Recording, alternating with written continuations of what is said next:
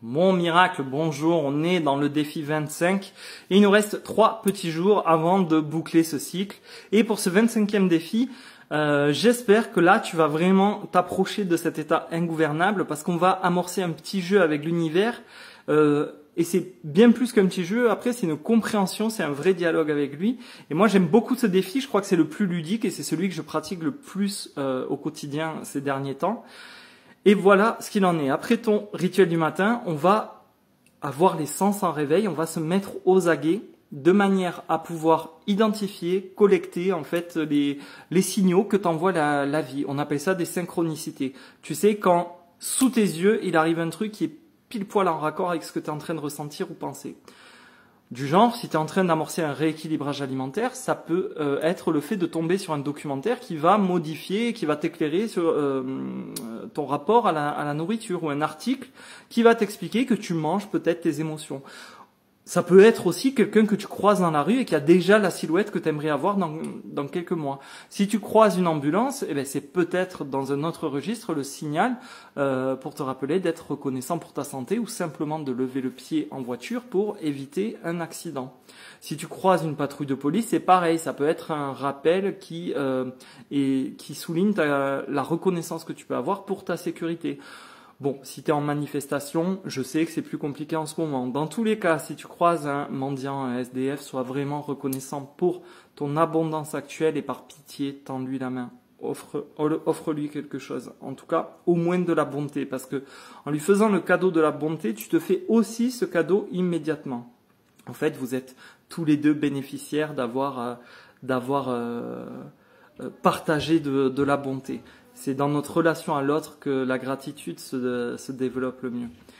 Si tu as un ami ou un membre de la famille qui t'appelle, ça peut souligner le fait que tu dois peut-être lever un peu le pied côté boulot, côté stress, tout ça, et profiter vraiment des proches qui t'entourent, leur prêter une oreille attentive. Quoi qu'il en soit, en fait, je vais te demander aujourd'hui d'être attentif et de repérer au moins 7 manifestations de ce genre. 7 synchronicités. Tu vas voir, normalement, tu vas en trouver bien plus. Et moi, en ce qui me concerne, je ne peux plus m'arrêter. En fait, je fais ça tout le temps. Tu vas pouvoir, par exemple, te trouver face à un joli sourire en caisse qui va te laisser passer pour te faire gagner du temps. Gratitude pour cette personne qui est en train de te montrer la voie et de te montrer qu'on peut se comporter autrement que comme un petit retraité avec son caddie très aigri pour passer le premier. Dans tous les cas, si ça t'arrive, ça, au lieu de le prendre en conflit, gratitude pour ta patience qui doit être à toute épreuve et tout terrain, parce que ton bonheur ne peut pas dépendre de l'humeur de quelqu'un d'autre, avec son caddie tout plein, qui veut passer en premier.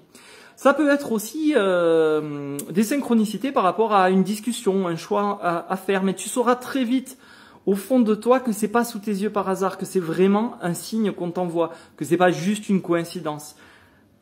Parce qu'en fait, là, en ce moment, en bout de cycle, tu vas vraiment être sur la bonne longueur d'onde pour avoir ce dialogue avec la vie, avec l'univers. En fait, tout le temps, chaque jour, du matin au soir, elle t'envoie des signaux. C'est juste que jusqu'à présent, tu n'étais pas dans le bon mood pour les voir et pour les apprécier. J'aime beaucoup donner cet exemple personnel. C'était avant que je pratique la gratitude intensément. J'étais graphiste pour une société avant d'être graphiste à mon compte et je commençais déjà à vouloir voler de mes propres ailes. J'avais déjà conscience que le salariat était un peu une laisse qui ne me correspondait pas et je me demandais si je devais vraiment quitter cet emploi pour me lancer comme graphiste indépendant. Et j'étais en train de fumer une cigarette sur le parking de cette société à Toulouse, c'était aux portes d'Espagne. Et donc je demande vraiment, je me pose la question et je me dis non mais j'arrive pas à choisir. Est-ce que il me faut un truc pour me décider. Et là il passe un camion avec une grosse remorque et dessus c'était les transports, je crois, yes, point d'exclamation. Et du coup ça m'a fait tilt, j'étais finalement un peu en attente, j'avais demandé, j'étais un peu en attente et boum, c'est passé sous mes yeux. Voilà, donc aujourd'hui, normalement, tu es prêt là pour qu'il t'arrive des tas de synchronicités, des choses qui vont être dans la vie réelle, qui vont être profondément connectées avec tes aspirations du moment et surtout ce que tu ressens. Bonne chasse aux pépites, mon trésor, mon miracle.